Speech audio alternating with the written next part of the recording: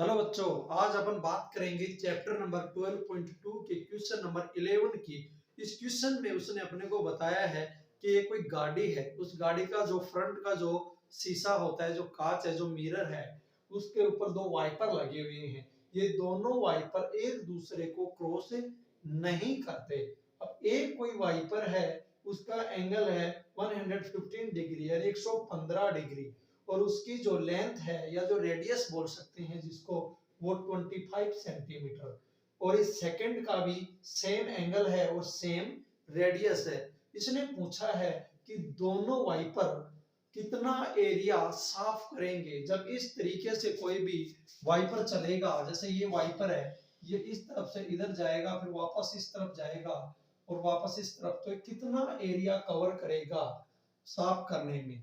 अब दोनों वाइपर एक दूसरे को क्रॉस नहीं करेंगे, ये कंडीशन उसने अपने को दी है। अब अपन देखते हैं कि इसने क्वेश्चन में अपने को आर की वैल्यू यानी रेडियस 25 सेंटीमीटर दी है और थीटा की वैल्यू 115 डिग्री 115 डिग्री दिया है। इसने इसका एरिया पूछा है। जनरली अब आप सोच रहे होंगे कि यहां से और यहां तक, और ये इसका सेंटर पॉइंट है, यहां से ये चलेगा तो ये एक मुझे एक सेक्टर सा दिखाई दे रहा है। सेम कंडीशन इसमें नजर आ रही है कि इसमें भी यहां से लेकर और यहां तक ये जाएगा और ये इसका सेंटर पॉइंट है, तो ये भी एक सेक्टर नजर आ रहा है। यानी दो सेक्टर, दोनों सेक्टर्स की रेडियस तो सेम दी है, थीटा भी सेम, तो किसी एक सेक्टर का एरिया फाइंड कर लेंगे, फिर उसको 2 से मल्टीप्लाई कर देंगे, अपने को टोटल एरिया फाइंड हो जाएगा या मिल जाएगा। यानी ये एक तरीके का सेक्टर या त्रिज्यखंड दिखाई दे रहा है। इस त्रिज्यखंड का क्षेत्रफल ज्ञात करना है। अब अपन फॉर्मूला यूज करेंगे, pi r square theta by 360 degree. ये सेक्टर का है।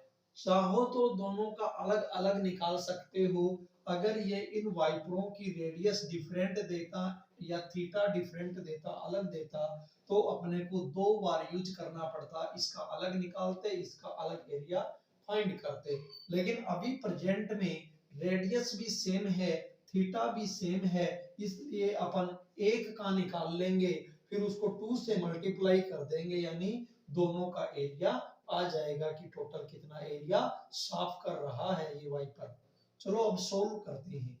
जैसे पाई की वैल्यू 22/7 इंटू आर की वैल्यू 25 इंटू 25 इंटू थीटा की वैल्यू 115 डिग्री अपॉन 360 डिग्री, ये अपने को मिल चुका है। अब इसको सोल्व करते हैं। जैसा कि यहाँ, लेकिन अभी चाहो तो एक साथ ही लिख सकते हो कि दो है तो दोनों को कॉमन लेकर के 2 से मल्टीप्लाई कर देते हैं।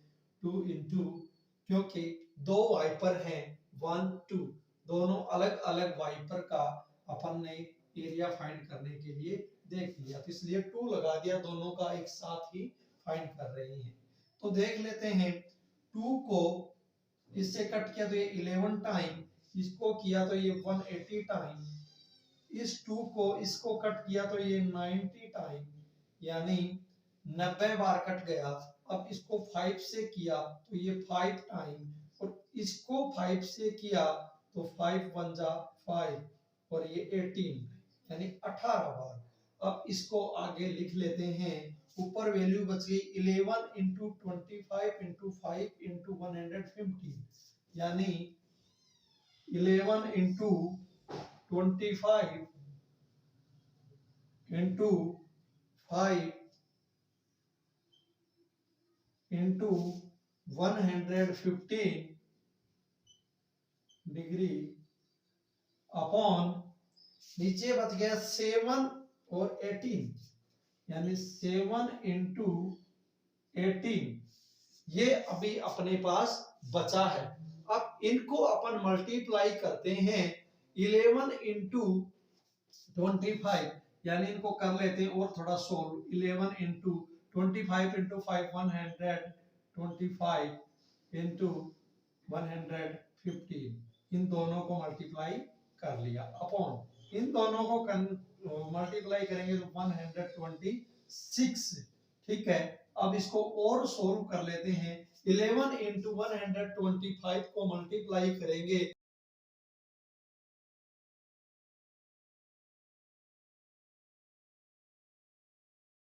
अपॉन 126 और ये अपने को सेंटीमीटर में वैल्यू दी थी और एरिया फाइंड करना है तो सेंटीमीटर स्क्वायर।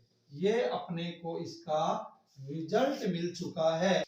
ये अपने को एक वाइपर और दो वाइपर यानी दो वाइपर थे, दोनों की अलग अलग बात कर रहे थे। पहले वाइपर की वैल्यू अपने को मिल चुकी है। जैसा कि एक वाइपर की वैल्यू फाइंड करते तो यहां तक होता, अभी दो वाइपर हैं तो 2 से मल्टीप्लाई कर दिया।